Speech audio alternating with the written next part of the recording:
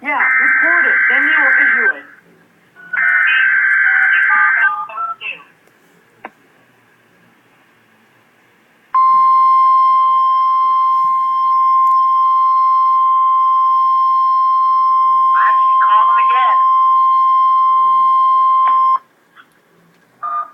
The National Weather Service has issued tornado watch number 214, in effect until 2 a.m. Central Daylight Time for the following counties in the listening area: in Arkansas, Benton, and Washington; in Kansas, Chautauqua, Labette, and Montgomery; in Missouri, Perry and McDonald; in Oklahoma, Adair, Cherokee, Craig, Delaware, Mays, Nowata, Osage, Ottawa, Pawnee, Rogers, Tulsa, Waggoner, and Washington.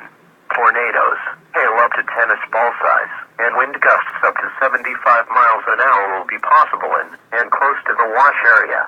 Average storm movement is expected to be to the east at 35 miles an hour.